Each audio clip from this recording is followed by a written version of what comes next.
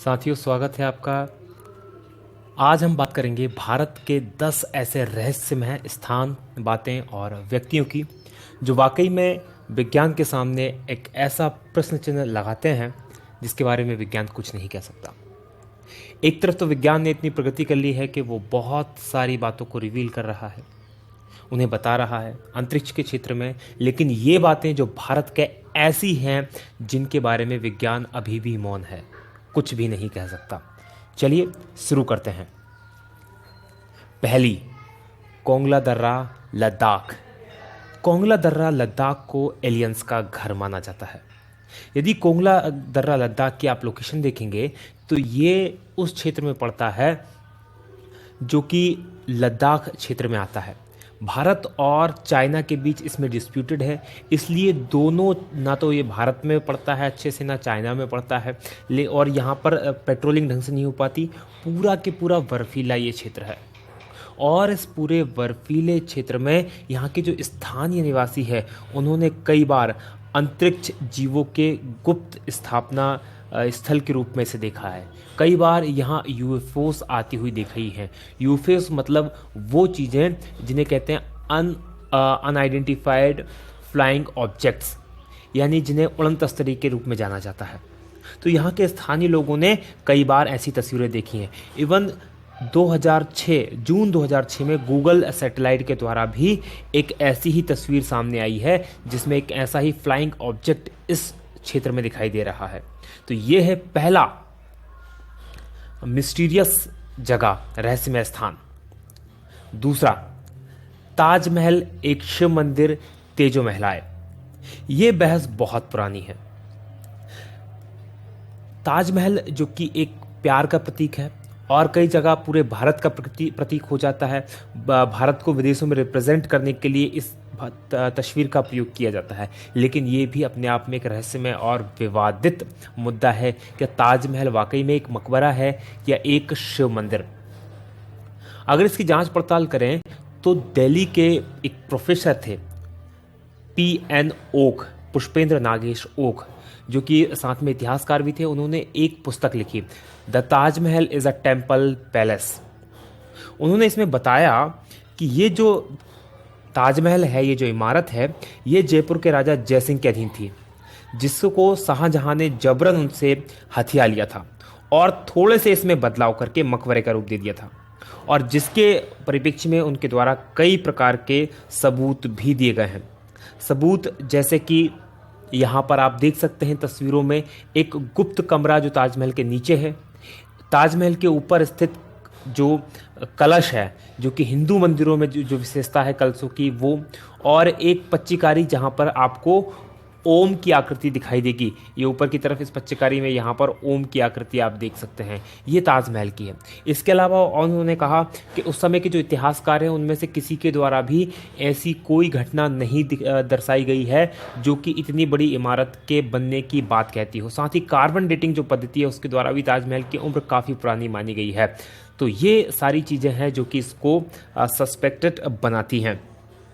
आपकी सुविधा के लिए हमारे द्वारा, क्योंकि ये जो ये बुक है the Taj Mahal is a temple palace, इसको बैन कर दिया गया है, लेकिन ये बुक बहुत खोजने के बाद इंटरनेट पर हमें मिली। उसका लिंक हम नीचे दे रहे हैं, आप चाहें तो इस बुक को वहाँ पर जाकर पढ़ सकते हैं। अब देखना यह है कि यह वाकई में इसकी सच्चाई क्या है। इसके बारे में सिर्फ सरकार ही कुछ बोल सकती है, इसके अलावा कोई कुछ नहीं बोल सकता। अगली जो सस्पेक्टियस पर्सनालिटी हमारे सामने है वो प्रहलाद जानी, जिन्हें माता जी के नाम से भी जाना जाता है।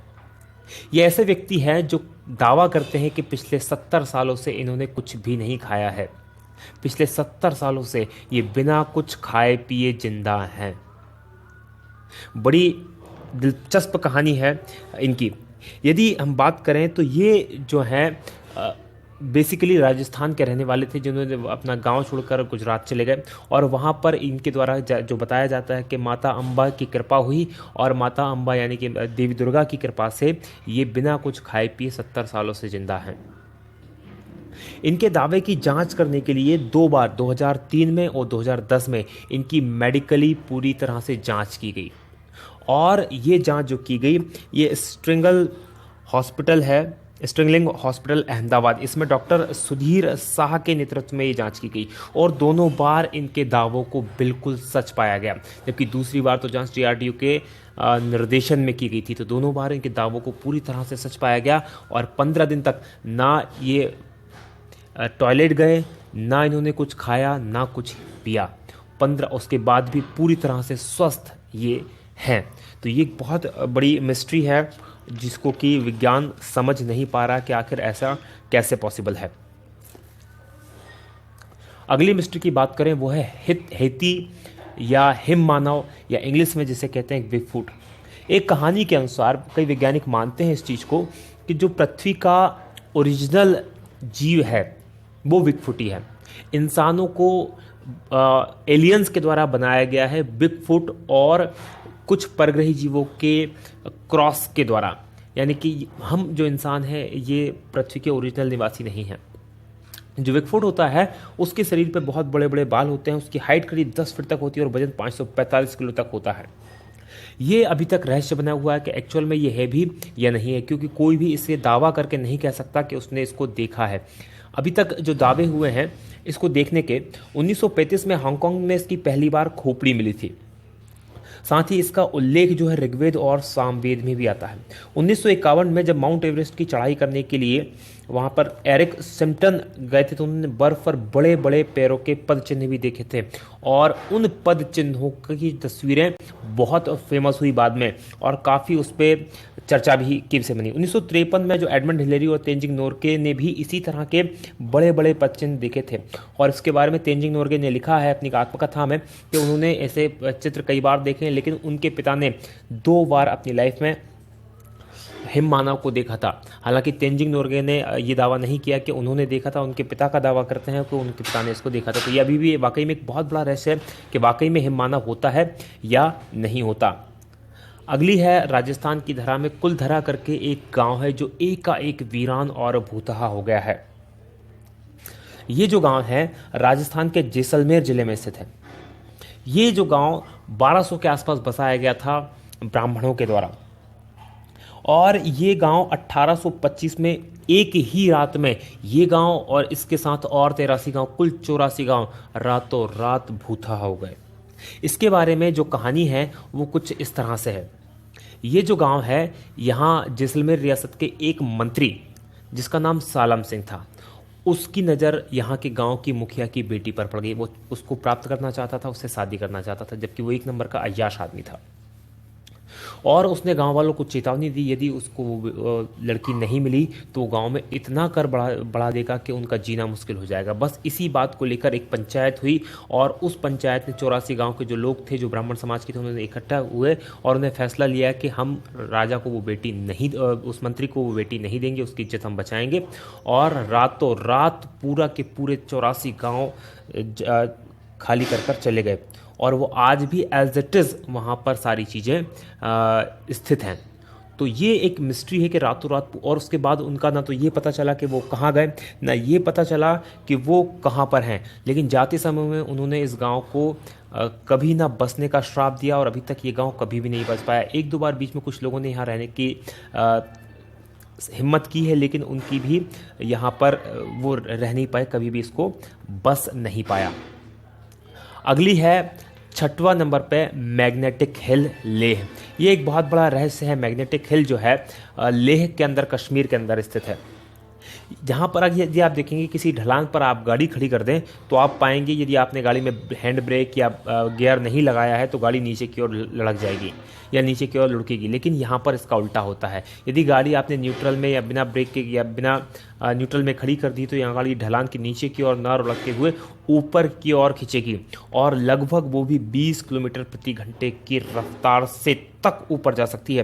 तो बहुत बड़ा एक ये रहस्य बना हुआ है। कहा जाता है कि यहाँ बहुत बड़ा मैग्नेटिक फील्ड है जो गाड़ियों को, क्योंकि वो आयरन की बनी होती है और लोहा जो होता है आयरन को खींचता है, इसलिए वो इसे अपनी ओर खींचती है। तो ये भी एक बहुत बड़ा रहस्य है। आप इन सब चीज़ों को गूगल पर देख सकते हैं, इनके बारे में पढ़ सकते हैं बहुत ईजिली। जितनी भी मैं चीज़ें बता रहा हूँ सब के सब गूगल के बेस में इनके ऊपर बहुत विस्तार से लिखा हुआ, आप इसको देख सकते हैं। अगला है 7वां नंबर का जातिंगा। जातिंगा है असम में और ये है पक्षियों का आत्महत्या स्थल। यहाँ पर पक्षी आत्महत्या करते हैं और बहुत बड़ी तादाद में करते हैं, इसलिए ये एक बहुत बड़ा प्रश्न चिन्ह बना हुआ विज्ञान के लिए भी।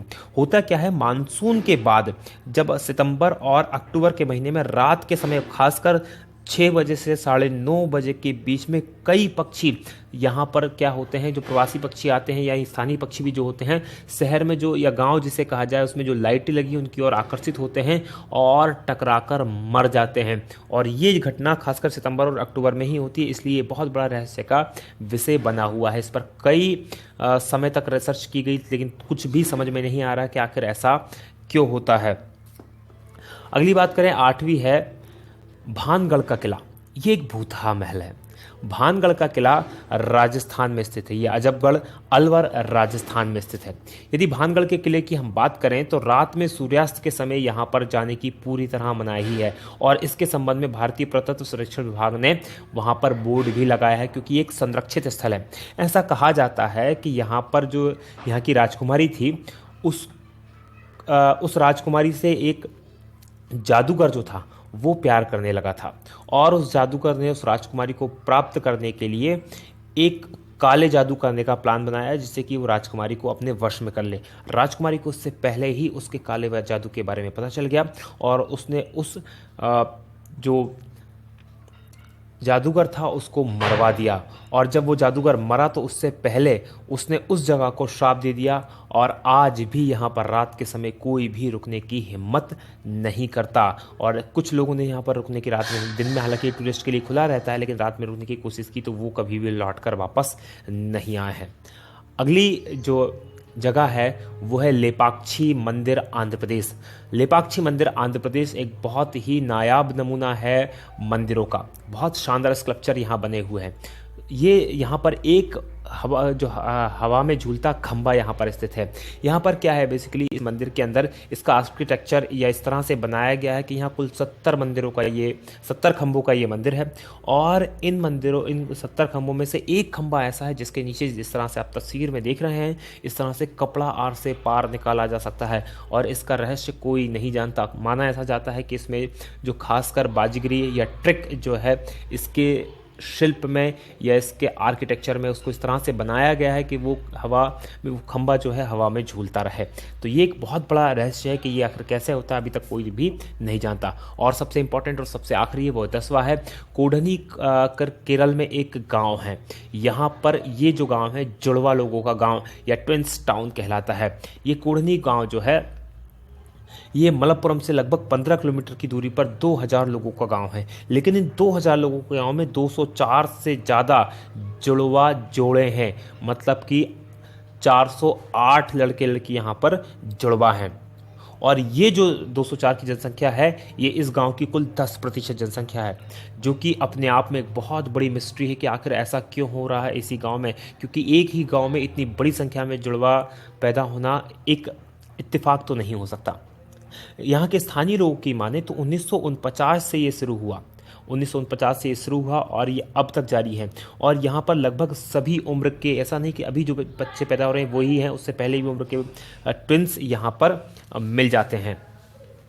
और इसके बारे में सबसे बड़ी बात यह है कि यहाँ पर कई बार वैज्ञानिकों की टीमें आई, उन्होंने रिसर्च की और अभी तक उसका कोई भी पता नहीं लगा पा रहे हैं कि आखिर ऐसा क्यों होता है। इवन यहाँ की कोई लड़की अगर बाहर भी शादी करती तो वहाँ भी उनको भी जुड़वा बच्चे पैदा होने की संख्या अधिक होती है, और बाहर की लड़की अगर इस गाँव में शादी करती है तो उसको भी जुड़वा बच्चे पैदा होने की ज़्यादा चांसेस होते हैं। तो ये एक बहुत बड़ी मिस्ट्री है जिसको सुलझा पाना विज्ञान के लिए अभी पॉसिबल नहीं हुआ है। आपको हमारा वीडियो कैसा लगा इसे प्लीज़ सब्सक्राइब करें। अगर आपको अच्छा लग रहा है हमारा वीडियो तो इसको लाइक करें, हमारे चैनल को सब्सक्राइब करें। इसी तरह के बहुत सारे वीडियो आप देख सकते हैं, नीचे की तरफ 3 वीडियो हैं, इनमें से भी आप जरूर देखें और हमें कमेंट करके ज़रूर बताएं। जब तक आप इन चीज़ों को सब्सक्राइब करते हैं, लाइक करते हैं, कमेंट करते हैं, तब तक हम बनाते हैं आपके लिए दूसरे वीडियो। आप देखते रहिए। जय हिंद, जय भारत।